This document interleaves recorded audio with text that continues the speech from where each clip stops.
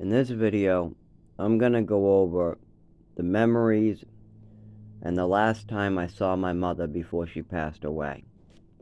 Oh, sorry, the mold in here is pretty bad. So, my mother's liver started to fail. Now, this I knew was from her popping these Vicodin, Percocet, all these other pills she had, mixing those with alcohol at her age. She can't do that. And nobody was helping her. My father was allowing her to hide it. Even when she got caught popping her son's Vicodin, nobody ever cared. They just let her continue going downhill. So her liver started to fail. Now she was in the hospital. I got to visit her for the first month, but then my father cut off any visits with my mother. My father, yes, made sure I wasn't allowed to visit my very sick mother. At this point, I'm left in a house. All my transportation's been cut off. I can't leave the house to visit my mother. I can't leave the house at all. So I'm stuck in a house. Now remember, this is a house I have to live in because my father got me thrown out of the housing that I was supposed to have a whole plan to go forward with. But instead, he asked me to come home, take care of my sick mother. She kept on making herself sicker. Crazy stuff happened. She got hospitalized. I visited her for a little bit. My father cuts off all visits and says it's because he doesn't want me to see her sick. He never cared about me seeing her sick while drinking in front of me. He never cared about when I was sick, puking because somebody fed me food poisoning. So I don't believe that he really, there was multiple reasons. He had multiple reasons in his head, but he only wanted to share that one reason. These are the reasons really why my father didn't want me to visit. One, I knew about her pills, and I told him about it. I knew she was popping pills like my Vicodin. Now, if the doctors asked me about it, maybe I would spill the beans. That's one reason why my father didn't want me visiting my mother. Two, her liver's failing. That could be connected to her drinking. He doesn't want me mentioning her drinking. Three, she has a lot of guilty past parts, and she's probably very, very guilty at that time. And he doesn't want me sitting next to her and a bunch of stuff coming out. Four, he thinks that I'm some crazy person and he's going to make up a bunch of stories about maybe I would drive her nuts or maybe I would do something stupid when that's impossible. I was just going to sit there quietly as she feels guiltier and guiltier because this is her last moments. That would have never, whatever his fantasy is, I'm not sure, I can't speak for other people, it would have never happened. I would have sat there quietly. That's it. Now, does my father admit that there's more than one reason for any action? No. He sticks to one reason and acts like there's nothing else in the world going on. So, I'm not allowed to visit my mother. I'm stuck in the house for a month. I'm wondering, I'm praying. I'm trying to do my best to move on. I'm also trying to deal with the fact that this woman has crippled me. I've been trying to get her to admit to some of it. She admitted to giving me extra medications. She admitted that something happened that night with the overdose. It's common knowledge that she moved me to Texas and I got moved around a lot. The New Mexico thing is common knowledge. I was able to get a lot of this information out, but there's so much more that's going to kill me and get me hurt if she doesn't handle her shit. My father and mother have made a big mess, an illegal mess. I have not been properly clothed. I haven't been properly fed. I got food poisoning several times under their care. I mean, they've decided that to put me in some cabin up in the New Mexico.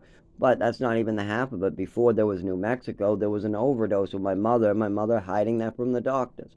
You got all that going on that's causing permanent damage to my body, and it needs to be brought up at the doctor's office. And now the person that knows the most about it is about to pass away. I'm dealing with that, while my father is dealing with damage control. He's trying to make sure nobody finds out about how my mother really was. Well, that doesn't exactly help me very much, and it just helps him preserve his name so nobody finds out his wife was going nuts and hurting a child. No, we don't want any of that coming out. We don't want anybody knowing that she was a heavy drinker. We don't want anybody knowing that she was popping his son's Vicodin. We don't want anybody knowing that, so my father's doing damage control. Well, my mother can't stay in the hospital because she's an alcoholic and she wants to come home to the booze. So she starts saying that she wants to see her family, her son. I want to see my son. I want to see my son. Now, this is a very common alcoholic trick. They sit in the hospital for too long and they start thinking about the alcohol. They start thinking about the cigarettes. So they come up with a side excuse like family or an important business card or a business meeting or something like that.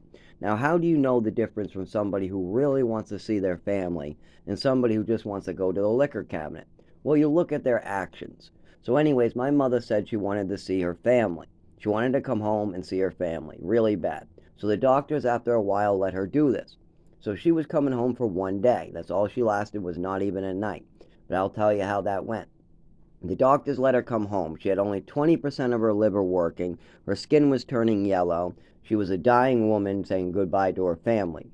But that's what she told the doctors. So she gets in the car with my father. My father drives her in the house. They come in the steps of the garage. I'm sitting in the living room where the door of the garage is.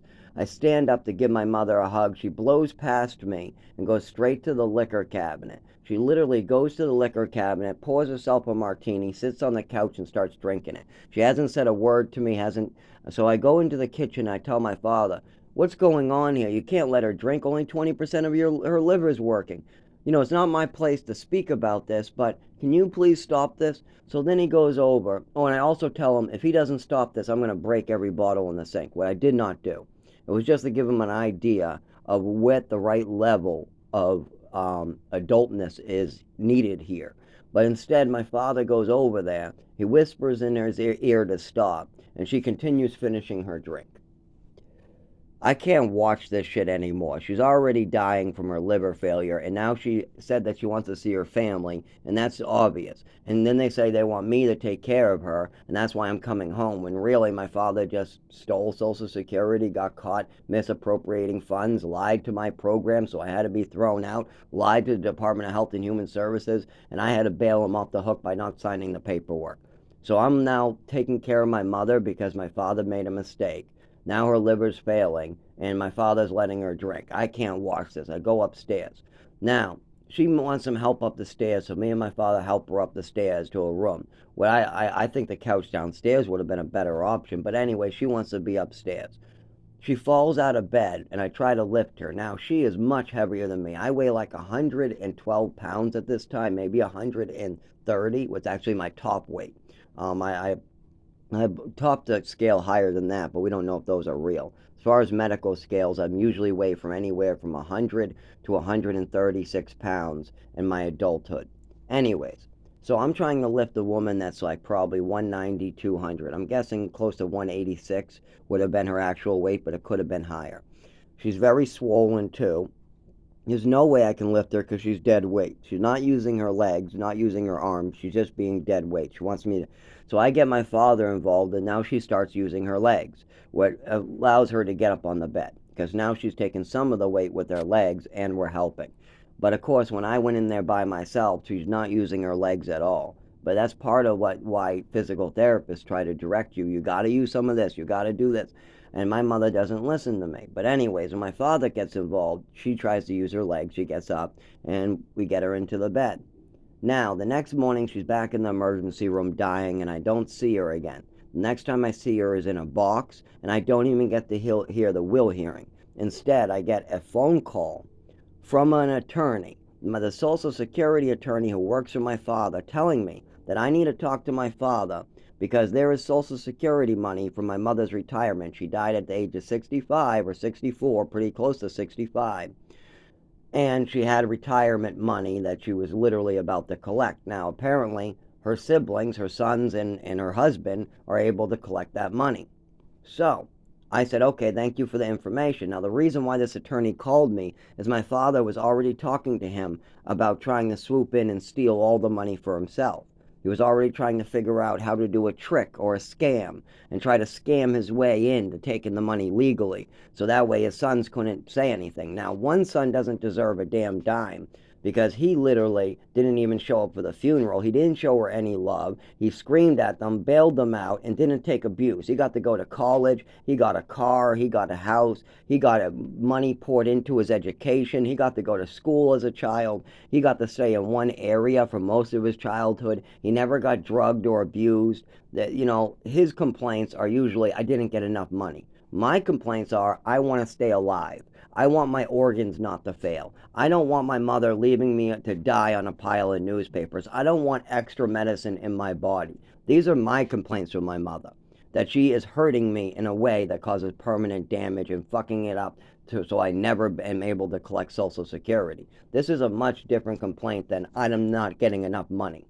That's my brother Jeff, that he has a lot of money issues. Well, that's a little bit greedy. I don't care about money. I care about my health and my future, my child's future, the community's future, people around me future. This is what I care about. I care about doing God's will, following Jesus. But some of these things I can't do thanks to my mother's and father's crimes and choices.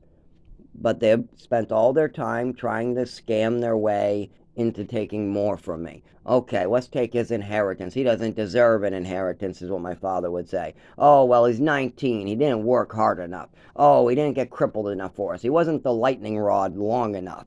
He didn't take enough abuse for us. Whatever the hell his justification is, I'm sure he has some fucked up justification of why he's allowed to swoop in, and something that was supposed to be applied for by me and him.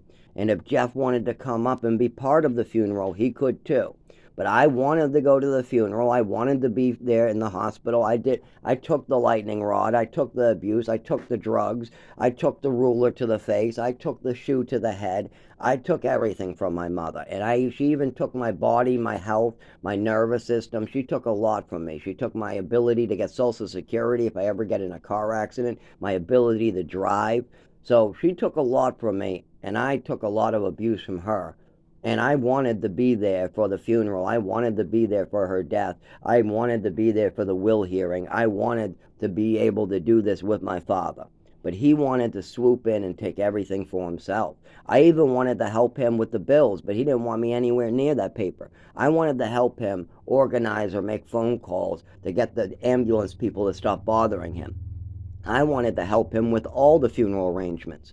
I wanted to be there for him. But my father didn't want me there. He didn't want me at the hospital. He didn't want me part of any of that. He just wanted to take the money and run.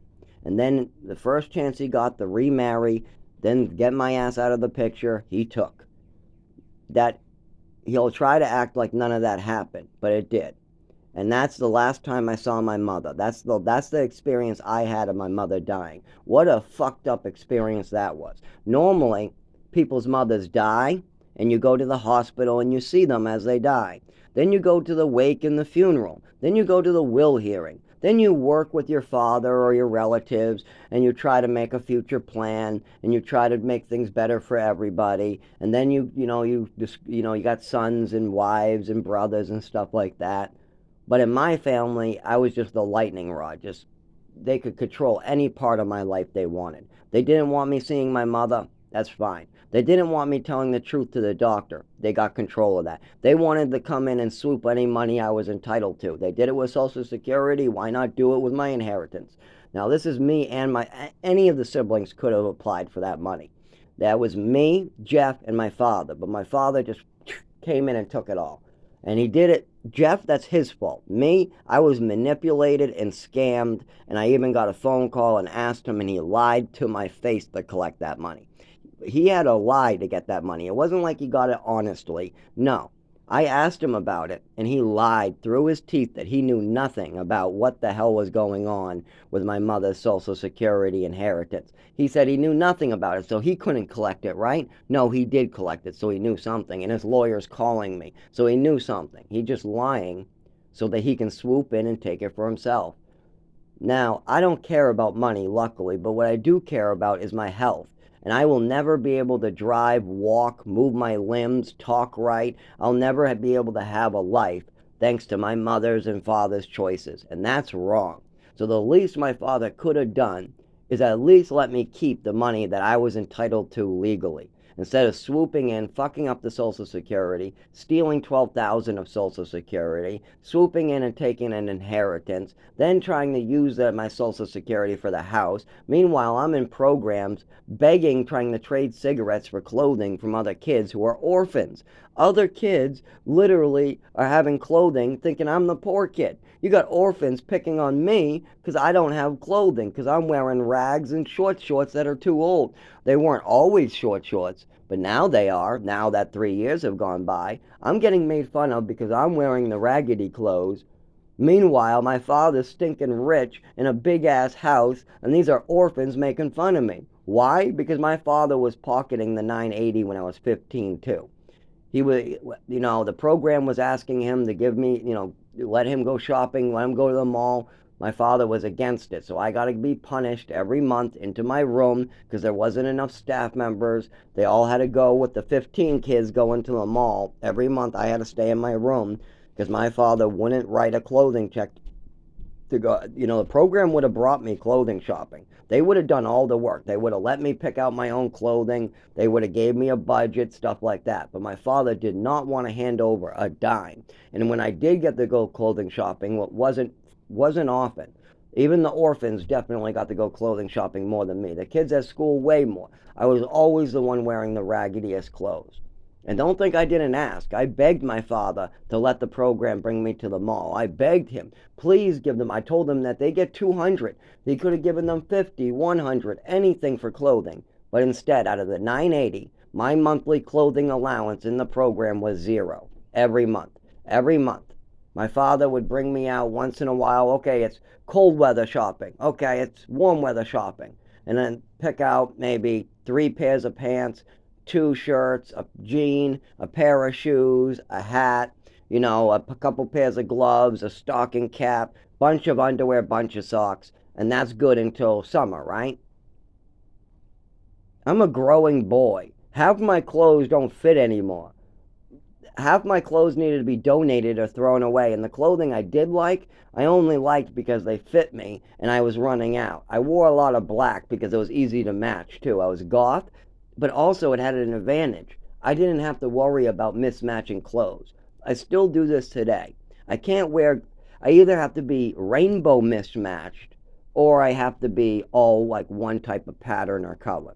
I cannot have like blue on the top and red on the bottom. It has to be rainbow if I'm going to do that. It's something like, I guess I just don't like to be weird with my color pattern. I mean, I could do it if I have to, but it looks weird. And it's bad enough that I have to buy cheap clothing. Like, I still buy my clothing cheaply. It's still a habit I have. I learned from my father. When we went shopping, we went to cheap stores, and I was told to try to keep it down. We would keep it way under like 200 a year. But I did not know I was on Social Security. All I knew is every month, when it was time to go clothing shopping, I was punished into my room, not allowed to go with the rest of the kids clothing shopping, and I was told to ask my father why I'm being punished into my room. And then while they get to go out to McDonald's and get like ice cream and stuff on the way back home, they get to go to the mall, pick up clothing for $200 every month because they get a clothing check, just like I get a clothing check, but my father's keeping it in cash for himself, something I did not know. I didn't know my father got $980 a month to spend on me, and these other kids were getting 200, and I was getting zero on my clothing. But this is something my father didn't think much about. He figured that the short shorts that I'm wearing that are up to, that now make me look gay, he thought those were acceptable. They fit you. What's the problem? He didn't understand that kids need new clothes. That's very important. That's what that money is for. It's not for the 8 days I'm spending with you. I'm not even kidding. My adopted parents, during this whole, from the age of like 14 to 19, I only got 8 days a month with them. That's it. 8 days. 2 days every week. I would go in on Friday and leave Sunday. That's it. So that's 8 days a month, and my father thought that means $980 should go mostly to him. And the program that's supposed to be doing all the hard work with me, bringing me clothing, shopping, driving me around, they don't need anything. I don't need clothing. I don't know. I should be eating a can of Chef Boyardee while all the other kids go out and go clothing shopping, and the program paid for the McDonald's. We didn't pay for it, no. The program itself pays for the McDonald's and ice cream on the way home that day. It's a special day that every kid looks forward to, but me. Why? Because my father made sure that I didn't get to go on the clothing trip every single month until I was about 18 years old or so, probably 17, 18, and I got to move to Lawrence in an adult program. But while I was in Haverhill in the 14-year-old program, the kids program that's transitioning into adults, I never got a clothing check. Never. Never, ever, ever. My father got it instead. And we didn't go out every month clothing shopping. I was known as the kid wearing the extra, extra large orange sweater. I was known as the kid that always had cheap, cheap jeans that didn't fit right. I was the one known to be wearing short shorts that fit 4 years prior, but now they don't fit because I'm getting taller a little bit. These are the type of things I'm wearing. I mean, yeah, I got clothing. Don't get me wrong. My father brought me clothing shopping, but barely to skimp by and never enough. If orphans in an orphanage who literally are born to nothing, they don't have any fathers, any mothers, if they are dressed better than me, somebody with a father, and if they get to have this clothing shopping every month, why can't my father put $50 aside so I can go get clothing with the rest of the orphans? I mean, it's not like my father was bringing me out every month. If he was, I would understand. Okay, my father's bringing me out every month clothing shopping, and that's why. But that's not the case. When I brought this up to my father, he said, that doesn't happen. We don't need to buy you nothing. And he walked away. He said it doesn't happen. He called me a liar again. That was his go-to answer. The program asks me to ask my father what's going on. So I come to my father and say, hey, the staff members are giving clothing checks out to everybody but me for $200. Why don't I get a clothing check? Why don't I get to go to the mall? Why do I have to sit and get punished in my room and then get a can of Chef Boyardee? Why is that the case? And then my father goes, it's not true. And then he walks away. That solves it, right? No, he's a piece of shit for that one. And still to this day, I'm suffering from these choices. He decided to misappropriate Social Security later and lie to the program that I moved into as an adult, really screwing things up further. Then he lied to me about Social Security, saying he was going to do everything in his fatherly duty to try to make sure I would keep Social Security. And then the first chance he got, he bailed out and made sure I didn't get it. I'm not even kidding. That was in return for me getting him off the hook. So I told him, I won't sign the paperwork. I'll get you off the hook. In return, all you have to do is act like a father. And he agreed. And once again, he bailed out, not even last minute. He bailed out before we even got close. So, yeah, these aren't exactly good things to do. And now he tries to pretend like these mess-ups that he created are my fault. The fact that I can't collect Social Security, oh, that's somehow my fault. The fact that I don't always have an address or a phone line, that's my fault. The fact that his wife crippled me and poisoned me and caused a neurological disorder, that's my fault. You know what is my fault? Do you know what is? Actions that I took. Things that I did that caused harm that are still lasting today. Let's say I smoked a cigarette at 16 years old, and then I never smoked a cigarette again. If I am then 40 years old and somebody sprays me with bug poison in the face, I inhaled the bug poison because this asshole is spraying me in the face with it, and then I choked to death on the bug poison. I wouldn't then go, well, it's your own fault for smoking that cigarette at 16 years old. I remember that. You were 16 one time and you smoked a cigarette. What does that have to do with this guy in my face putting bugs poison? It has to be relatable. Like, for instance, I've had a neurological disorder that's been reoccurring every day of my life, causing more and more seizures, more and more problems for 25 years. It started suddenly with an overdose. My mother handed me medication. This overdose happened. Now, this has been brought up over and over. It's not something I just started talking about. I talked about it at age 7, talked about it at age 8, 9, 10. I brought it up to my mother in front of them, my father in front of him. They've heard about it. This is nothing new. When I try to walk down the street, I fall and have seizures. This comes from the same disorder that's never gone away. This is a little different than what I was using as an analogy before. Now, I don't drive. I can't use Social Security or a shelter because my parents try to hide this disability. Again, that's relatable. For instance, how do I pay my rent? How would I go to work? I can't. Why can't I work? Because I would fall down and I bleed a lot and I need to get medical care. Well, why do you need medical care? Because I'm falling down, bleeding. I can't talk all the time. I can't walk. I can't drive. Sometimes my legs won't work. And if my legs won't work, I can't work at a job. Oh, well, okay. Well, what do you mean by your legs can't work? You mean you're in a wheelchair all the time? No, I do not mean I'm in a wheelchair all the time. I mean I can walk sometimes when it's real warm, but then if there's a loud noise, I fall to the ground. Or if there's a flashing light from cars at nighttime coming past me, maybe I twitch. And if it's cold and I get the lights going past me, then I fall to the ground. And then if I look up, I have a seizure because I didn't stop looking. That's the type of falling I'm talking about. Well, what else happens? Well, after all these seizures and all these injuries, I've had multiple concussions and head injuries.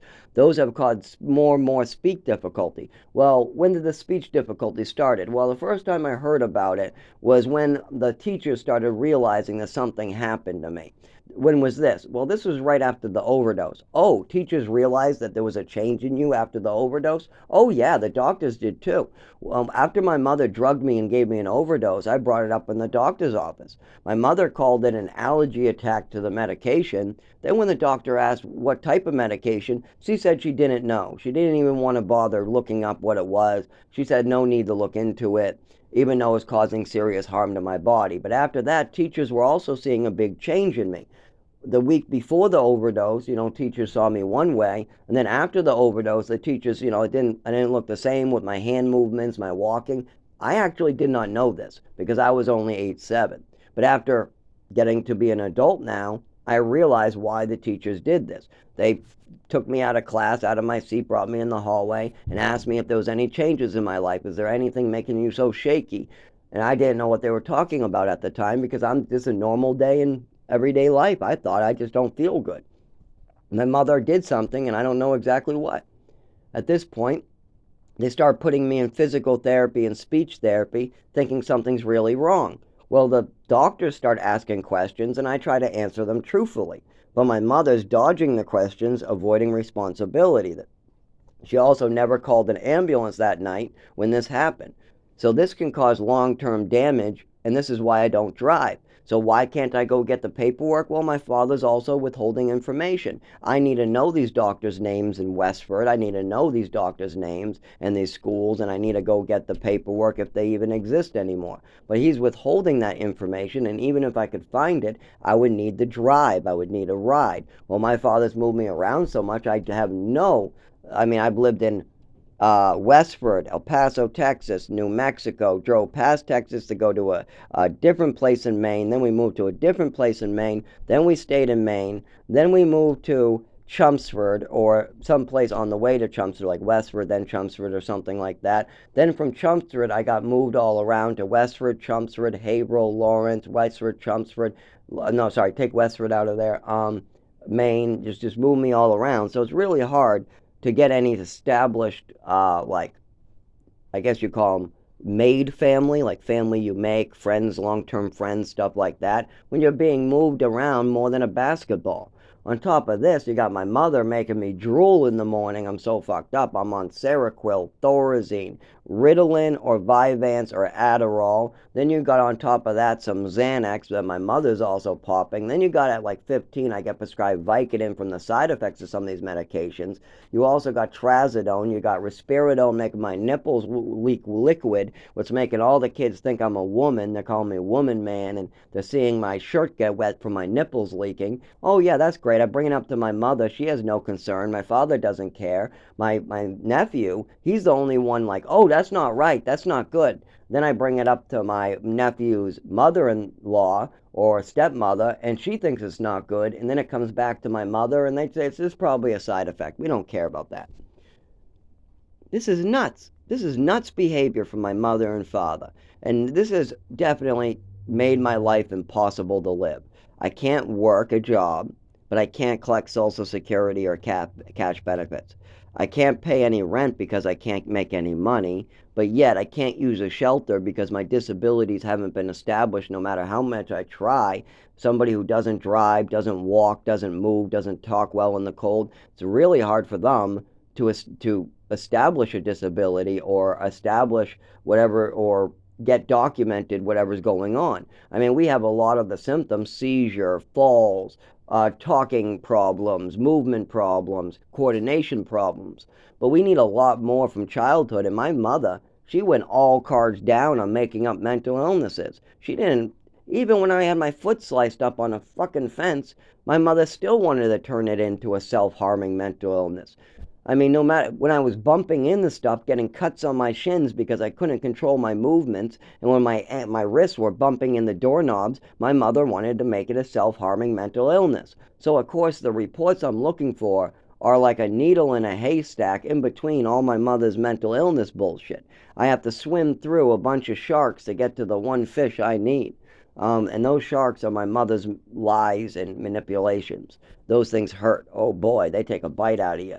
My mother knew how to really cripple me. You know, she was good at it too. And my father really knows how to swoop in and try to profit, or try to reduce funding, or try to get his money back, or like, oh, I spent $24,000 on getting you choked out and food poisoned. Well, we brought him to court and we won the money, so I'm keeping it as my losses. I'm reclaiming my losses. He's good at that. He's good at trying to reclaim his losses. You know, blame, oh, well, you cost me all this money, so I need all this money to replace what you cost me. That type of mindset.